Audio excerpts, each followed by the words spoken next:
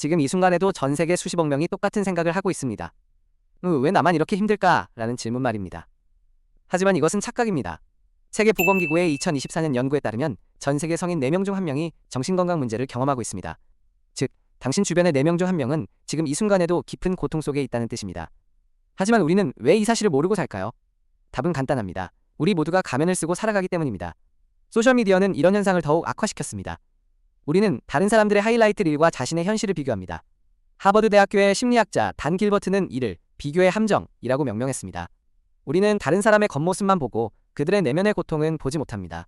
성공한 CEO도 유명한 연예인도 완벽해 보이는 동료도 모두 자신만의 어려움을 안고 삽니다. 2023년 갤럽 조사에 따르면 연봉이 높을수록 오히려 우울감이 증가하는 역설적 현상이 발견되었습니다. 돈과 명예를 얻을수록 새로운 종류의 고민이 생겨나기 때문입니다. 심리학에서 상대적 박탈감이라고 부릅니다. 우리는 항상 우리보다 나은 사람과 비교하며 살아갑니다. 하지만 여기서 놀라운 진실이 하나 더 있습니다. 당신이 부러워하는 그 사람도 지금 다른 누군가를 부러워하고 있다는 사실입니다. 연예인 A는 더 성공한 연예인 B를 부러워하고 연예인 B는 평범한 삶을 사는 일반인을 부러워합니다. 이것이 바로 비교의 무한 루프입니다. 그렇다면 우리는 어떻게 이 루프에서 벗어날 수 있을까요? 첫 번째 방법은 아래 비교법입니다. 자신보다 어려운 상황에 있는 사람들을 떠올리는 것입니다. 두 번째 방법은 시간축 비교법입니다.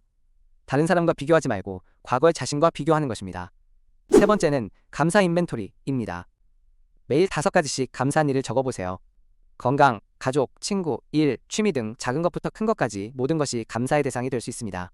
스탠포드 대학교의 연구에 따르면 감사 일기를 쓴 그룹이 그렇지 않은 그룹보다 25% 더 행복해졌습니다. 네 번째 방법은 타인의 고통에 대한 공감입니다. 다른 사람도 나와 똑같이 힘들어한다는 사실을 인정하는 순간 외로움이 사라집니다.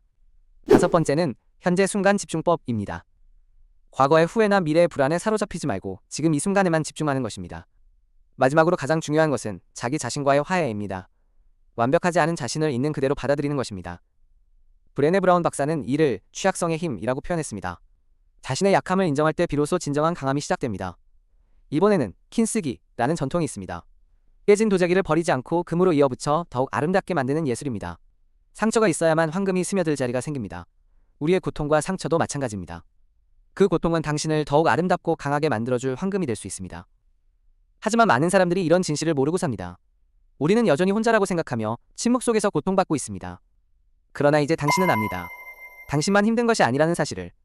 모든 사람이 각자의 방식으로 삶의 무게를 견디고 있다는 사실을. 그리고 그 사실을 아는 것만으로도 당신의 고통은 절반으로 줄어들 것입니다. 왜냐하면 이제 당신은 혼자가 아니니까요. 오늘부터는 다른 사람을 볼 때 이렇게 생각해 보세요. 저 사람도 지금 나만큼 힘들 거야. 저 사람도 나처럼 사랑받고 싶어 할 거야. 저 사람도 나처럼 인정받고 싶어 할 거야. 이런 관점을 가지게 되면 세상이 달라 보일 것입니다. 짜증나는 동료도 까칠한 상사도 무뚝뚝한 가족도 모두 각자의 고민이 있는 사람일 뿐입니다. 그들을 미워하는 대신 이해하려 노력할 때 당신의 마음도 한결 가벼워질 것입니다. 2024년 옥스퍼드 대학교의 연구에서 흥미로운 사실이 밝혀졌습니다. 자신의 고통을 다른 사람과 나눈 사람들이 그렇지 않은 사람들보다 40% 더 빠르게 회복되었습니다. 고통을 나누면 반으로 줄고 기쁨을 나누면 2배가 된다는 말이 과학적으로 증명된 것입니다. 그렇다면 어떻게 자신의 고통을 나눌 수 있을까요? 첫 번째는 신뢰할 수 있는 가족이나 친구에게 마음을 터놓는 것입니다.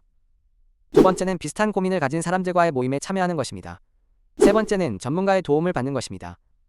네 번째는 글쓰기를 통해 자신의 감정을 정리하는 것입니다. 중요한 것은 완벽한 해결책을 찾는 것이 아닙니다. 단지 혼자가 아님을 느끼는 것만으로도 충분합니다. 마지막으로 한 가지 더 기억해주세요. 당신의 고통에는 의미가 있습니다. 그 고통은 당신을 더 깊이 있는 사람으로, 더 따뜻한 사람으로 만들어줍니다.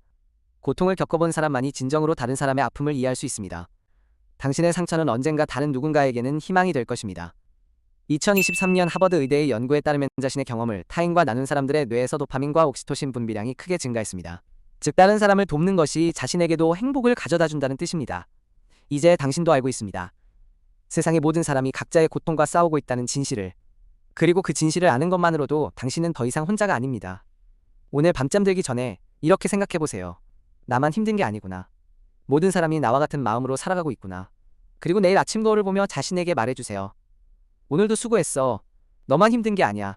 우리 모두 함께 살아가고 있어. 이것이 바로 나만 힘들다는 착각에서 벗어나는 첫 번째 걸음입니다. 당신의 고통이 사라지지는 않을지도 모릅니다. 하지만 그 고통을 바라보는 시각은 완전히 달라질 것입니다. 외로운 고통이 아닌 함께하는 고통으로 느껴질 것입니다. 의미 없는 고통이 아닌 성장을 위한 자양분으로 느껴질 것입니다. 그리고 언젠가 당신도 누군가에게 이렇게 말해줄 수 있을 것입니다. 괜찮아, 너만 힘든 게 아니야. 우리 모두 함께 살아가고 있어. 이것이 바로 인간이 살아가는 가장 아름다운 방식입니다. 서로의 고통을 이해하고 서로의 상처를 어루만지며 함께 성장해 나가는 것. 오늘 이 영상을 본 당신도 이제 이 아름다운 여행의 일부가 되었습니다. 당신의 고통도 당신의 기쁨도 이 세상 모든 사람들과 연결되어 있습니다.